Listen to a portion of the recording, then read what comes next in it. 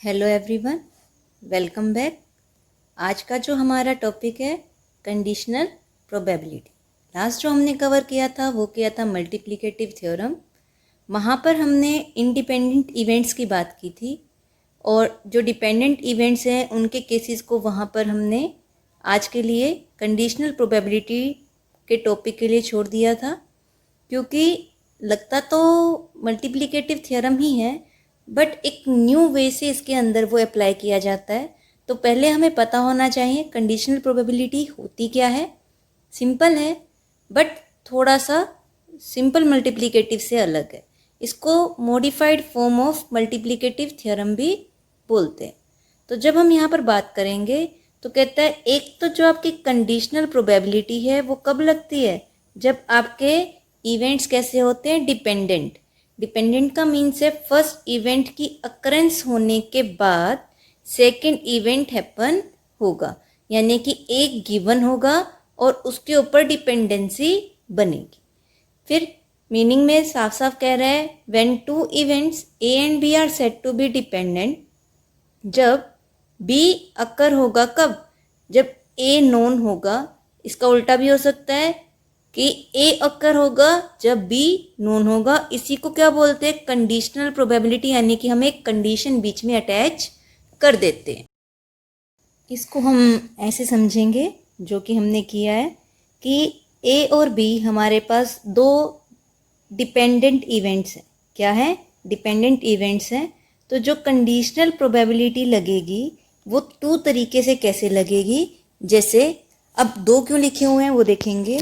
जैसे कि एक चीज़ है कि हमारा अगर हम कब करेंगे, बी की निकालेंगे जब ए गिवन होगा, जैसे कि डेफिनेशन में दिया था। तो उसके लिए क्या कह रहा है कि प्रोबेबिलिटी सिंबॉलिकली कैसे निकलेगी, बी डिपेंड अपॉन ए। देखो p b upon a is p probability of b dependent on a. तो ए इंडिपेंडेंटली उस काम कर रहा है और बी उसके ऊपर क्या है, डिपेंडेंट है।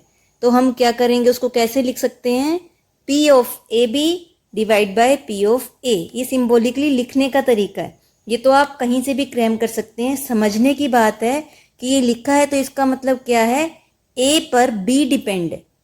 ठीक है, अगर नीचे वाला केस देखोगे तो ए ओवर बी दिया हुआ है, तो जब आप बात करोगे तो वो कह रहा है बी के ऊपर कौन डिपेंड है, ए। यानी कि ए डिपेंड है किसके ऊपर, बी के ऊपर। बी अपना क्या है, इंडिपेंडेंट है। बी गिवन है, उस पर ए डिपेंड है।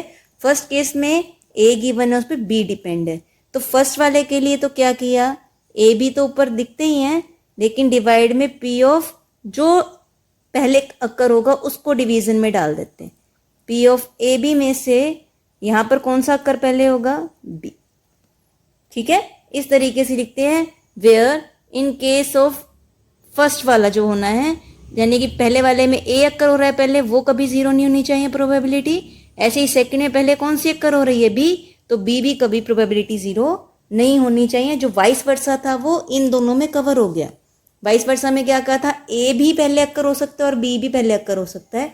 तो उन दोनों के ये केसेस थे आपके। ठीक है, नेक्स्ट देखो आप इसको। अगर हम इसको दूसरे तरीके से देखें, जैसे मैंने कहा था कि ये एक है तो मल्टीप्लिकेटिव थ्योरम बट एक नए तरीके से लगती है, मॉडिफाइड तरीके से लगती है। तो इसमें जब प्रोबेबिलिटी एक्चुअल में निकालेंगे ए एंड बी की, तो कैसे निकालेंगे, वो तो कंडीशन लिखने का तरीका था। ये सिर्फ इसको लिखने का तरीका था वो तो। अभी जो हम कह रहे हैं वो क्या कर रहे हैं कि हम कैलकुलेट कैसे करेंगे थ्योरम, तो लगेगी तो multiplication he theorem but modified तरीके से। और जो प्रोबेबिलिटी निकल कर आएगी उसको क्या बोलेंगे, कंडीशनल प्रोबेबिलिटी। ठीक है, तो इसके अंदर हम क्या करते हैं, अगर टू इवेंट का केस है तो ए एंड बी निकालेंगे, और जो ए एंड बी निकालेंगे तो एंड के लिए फिर से क्या लगेगा, मल्टीप्लाई लगेगा। तो कहता है जिस चीज को आप सिंपल क्या ले रहे हो, फर्स्ट स्टेप पर अक्कर, इसमें सीक्वेंस मैटर करता है। जो सीक्वेंस में नंबर पे है या क्रोनोलॉजिकल ऑर्डर बोलते हैं, 1 पर है, वो सबसे पहले आप प्रोबेबिलिटी सिंपली लिख दोगे। जैसे कि इसमें फर्स्ट केस में लिखा प्रोबेबिलिटी किसकी, बी की। बी की प्रोबेबिलिटी को पहले लिख दो और मल्टीप्लाई कर दो बी पे कौन सी डिपेंडेंट है, डेट इज योर ए। ठीक है, किया हुआ है। सिमिलरली अगर ए फर्स्ट नंबर पर हुआ है तो ए पे कौन सा डिपेंड है, बी, वो लिख दो। तो इस तरीके से आपकी 2 इवेंट के केसेस में हो जाती है। अब वही केसेस कि अगर 3 इवेंट्स हो जाए तो कैसे निकालोगे। अब मैं इसमें एक ही ले रही हूँ, वैसे तो केसेस कुछ भी बन जाएंगे। अब मैं ए लेकर ही समझा रही हूँ, जैसे जैसे इवेंट होगा उसको ए मान लेना। तो अगर ए है तो ए इवेंट क्या है, फर्स्ट नंबर पे हुआ तो उसको एज इट इज लिख दिया। इसके बेस पर क्या निकलेगा, बी। तो ए के बेस पे क्या निकल गया, बी। ये किसकी हो गई, आपकी सेकंड इवेंट की। तो अगर थर्ड इवेंट होगा तो थर्ड इवेंट ए और बी दोनों के बेस पे निकलेगा ना। तो इस तरीके से इनकी प्रोबेबिलिटी आप क्या कर लेते हैं, फाइंड आउट कर लेते हैं। ठीक है, ये सीक्वेंसिंग रहेगी आपकी, यानी कि ये फर्स्ट नंबर पे, सेकंड वाला फर्स्ट पे डिपेंड है और थर्ड वाला दोनों पे डिपेंड है। तो इस तरीके से आपकी रहेगी। क्वेश्चंस देखेंगे, क्लियर हो जाएगा। क्वेश्चन नंबर 1 के अंदर एक चीज़ और थी कि जब भी आप ये काम करेंगे, क्वेश्चन शुरू करने से पहले आपके पास एक वर्डिंग होगी, replacement and without replacement. Replacement and without replacement. अगर आप कोई चीज़ रिप्लेस कर रहे हो तो वो तो आपकी सिंपल मल्टीप्लिकेटिव थ्योरम में चली जाएगी, क्योंकि कुछ भी डिपेंडेंसी नहीं रहेगी। बट अगर विदाउट रिप्लेसमेंट है तो डिपेंडेंसी बन जाएगी और वो यहाँ कंडीशनल प्रोबेबिलिटी के हिस्से में आ जाएगी। देखेंगे क्वेश्चन को आप। क्वेश्चन नंबर 1 क्या कह रहा है, एक बैग है, बैग में 10 वाइट और 5 ब्लैक बॉल्स हैं। तो 10 वाइट एंड 5 ब्लैक, तो ओवरऑल कितनी बॉल्स हो गई है, 15। ये आपके पास n हो गया या टोटल आउटकम्स हो गए। अब आपको कितनी बॉल्स पिक करनी है, 2 बॉल्स पिक करनी है at randomly, one after the another without replacement, यानी कि वापस नहीं रखनी। एक निकालोगे और उसको वापस नहीं रखोगे। Find the probability that both balls drawn are black, यानी कि पहले फर्स्ट बॉल निकालो। तो उसको इवेंट ए मान लिया।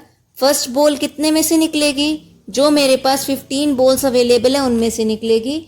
और कैसी निकालनी है, ब्लैक। ब्लैक कितनी है मेरे पास, 5, यानी कि 5/15 फर्स्ट बॉल के आने का केस हो गया, बिल्कुल सिंपल। लेकिन जैसे ही कह रहा है विदाउट रिप्लेसमेंट, तो बॉल तो वापस रखी नहीं, ठीक है। और सेकंड इवेंट करने लग गए। सेकंड इवेंट भी है तो किसके बेस पे हो गया, ए के बेस पे हो गया। क्यों, क्योंकि जो यहाँ बॉल पिक की थी वो वापस नहीं रखी। तो अब टोटल नंबर ऑफ बॉल्स कितने रह गए, 15 में से 1 लेस होकर 14।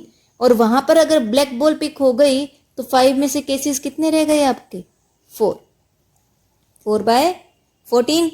अब प्रोबेबिलिटी निकालनी है, तो अब probability a and b event की जो निकलेगी वो किस तरीके से निकलेगी, this one multiply by this one. तो यानी कि बी इवेंट ए पे डिपेंड हो गया, तो ये होगा 5/15 एंड का मल्टीप्लाई एंड 4/14। तो क्या हो जाएगा, 5 3 ज़ा 15, 2 2 ज़ा 4, 2 7 ज़ा 14, इट इज़ 2/21। ये आपकी प्रोबेबिलिटी आ जाएगी। क्लियर है, सिंपल ना लग के कुछ कंडीशन लगेगी। केस ए के बाद केस बी देखते हैं। केस बी के अंदर क्या है कि आपके पास जो स्यूट्स हैं वो कैसे होने चाहिए, डिफरेंट कलर के होने चाहिए। तो एन वो क्या है, 52, और जो आपके स्यूट्स थे वो कितने कितने के थे, 13 के, 4 स्यूट्स थे। अब क्या चीज़ कह रहा है कि डिफरेंट स्यूट्स होने चाहिए। तो सबसे पहले ए केस तो जैसे कि फर्स्ट कार्ड के लिए सेम रहेगा जैसे कि फर्स्ट वन वाले में था कि 52 कार्ड में से कोई भी सिलेक्ट कर ले। लेकिन जब किस पे आएगा, ये पार्ट बी पे, यानी कि सेकंड कार्ड निकालने जाएगा तो फर्स्ट पे डिपेंड हो जाएगा। कैसे, रिप्लेस नहीं किया तो टोटल नंबर फिर से कितना हो गया, 51। बट अब क्या है, डिफरेंट होना चाहिए। तो अगर ये वाला सिलेक्ट हो गया तो इसके चांसेस नील हो गए सिलेक्ट होने के। बचे हुए में से कोई भी एक कार्ड आ सकता है। कितने कार्ड्स बच गए, 39। फिर थर्ड कार्ड निकालने जाओगे सी, वो किस पे डिपेंड है, ए और बी दोनों पे डिपेंड है। अब जब करोगे तो टोटल नंबर ऑफ कार्ड्स में 50 रह जाएंगे क्योंकि एक और ऊपर सिलेक्ट हो गया। अब सेकंड वाला चांस भी ख़त्म, यानी कि अब टोटल कितने में से ले सकते हो, 26 में से, क्योंकि इसमें से भी कोई ना कोई एक सिलेक्ट हो गया होगा। और जब आप लास्ट कार्ड पिक करने जाएंगे डी, तो वो ए बी और सी तीनों पे डिपेंड हो जाएंगे। उस केस के अंदर आपके पास कार्ड्स रह जाएंगे 49 और आपके पास केसेस रह जाएंगे लास्ट के 13। तो इस तरीके से आपके ये बनेंगे केसेस अलग अलग कार्ड्स के। जब आप इनकी मल्टीप्लिकेशन कर लेंगे तो आपके पास क्या आ जाएगी, इसकी प्रोबेबिलिटी आ जाएगी। अब हम करेंगे नेक्स्ट क्वेश्चन। नेक्स्ट क्वेश्चन है हमारा, अ bag contain 5 white and 8 red balls. 2 successive drawing of 3 balls are made such that the balls are replaced before the second trial and the balls are not replaced before the second trial. इसमें आपको क्या करना है, find the probability that the first drawing will give 3 white and the second 3 red balls in each cases. ये question हमारा important है।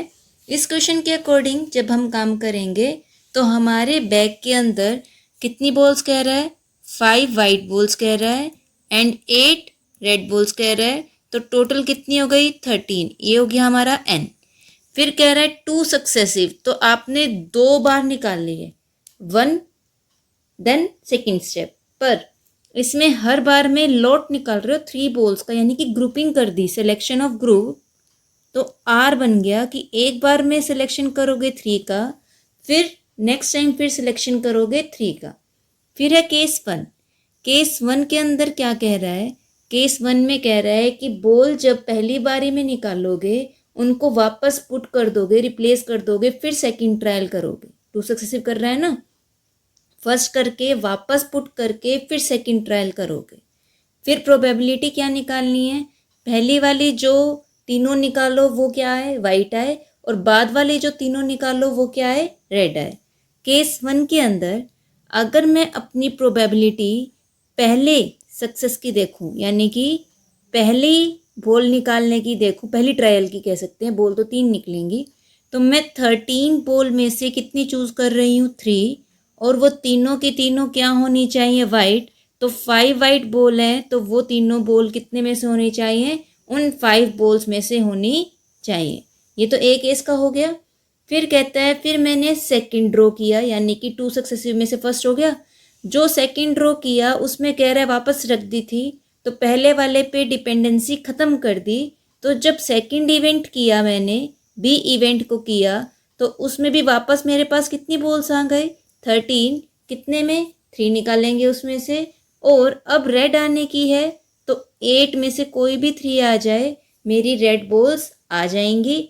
ये मेरा कौन सा केस हो गया, जो सक्सेसिव में सेकंड नंबर पे था। अगर अब मुझे प्रोबेबिलिटी निकालनी है तो इन दोनों के आपस में क्या कर दूंगी, मल्टीप्लिकेशन कर दूंगी, तो मेरा केस 1 का आंसर आ जाएगा। फैक्टोरियल सॉल्व करना मैंने अपने यूज़ ऑफ कॉम्बिनेशन वाले में बता दिया था कैसे करना है, तो ये फैक्टोरियल में सॉल्व हो जाएगा कॉम्बिनेशन। इसी का बी केस देखेंगे। बी केस के अंदर यानी कि सेकंड केस के अंदर फर्स्ट वाली थिंग सेम है, क्या चीज़ कि 5 वाइट और 8 रेड थी। इट मीन्स टोटल बॉल्स कितनी थी, 13, और ग्रुपिंग कितने की कर रहे हो, 3 की। बट अब क्या कह रहा है, बॉल को रिप्लेस नहीं किया, तो फर्स्ट ट्रायल तक भी सेम रहेगा, यानी कि पहली जब मैंने इवेंट की तो मेरी कितनी, 13 में से 3 और 5 में से कोई भी 3, ठीक है। बट अब मेरा सेकंड इवेंट किस पे डिपेंड हो गया, ए पे। कंडीशन लग गई, क्यों, क्योंकि कह रहा रिप्लेस नहीं की थी, जो 3 पिक की थी ना ग्रुपिंग में, वो अपने पास ही रख ली। तो अब टोटल नंबर ऑफ बॉल्स 13 ना रहकर 3 लेस होकर कितना हो गया आपका, 10 हो गया। कितना हो गया, 10। तो ये हो जाएगा 10C3, ठीक है। फिर कहते हैं बॉल्स अब रेड तो 8 ही है, 8C3, ये बनेगा आपका इवेंट। और अब जब ये दोनों ट्रायल हो जाएंगे, इनकी मल्टीप्लिकेशन करके जो प्रोबेबिलिटी निकालोगे वो ए एंड बी की निकलेगी, ठीक है। नेक्स्ट देखेंगे। नेक्स्ट जो आपका है वो कह रहा है find the probability of drawing a king, a queen and a naive in that order, यानी कि पहले क्वीन, फिर किंग एंड फिर नेव। मैंने कहा था यहाँ पर क्रोनोलॉजिकल ऑर्डर मैटर करता है, तो ऑर्डर में निकालना है 3 कंसेक्यूटिव ड्रॉ से, यानी कि लगातार एक के बाद एक ड्रॉ कर रहे हो बिना रिप्लेस किए।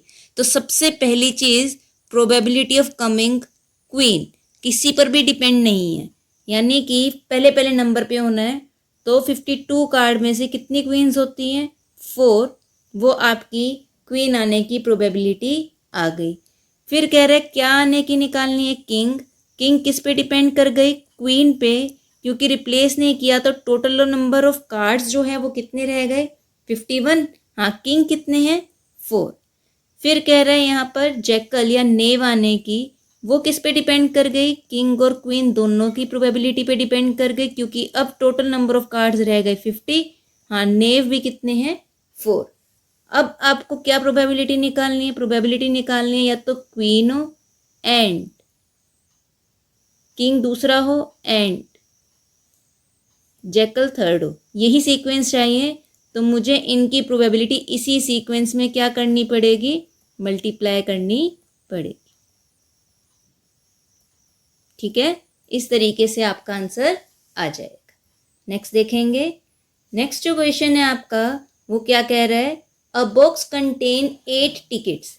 एक बॉक्स में कितनी टिकट्स हैं, 8, तो n मेरे पास हो गया 8।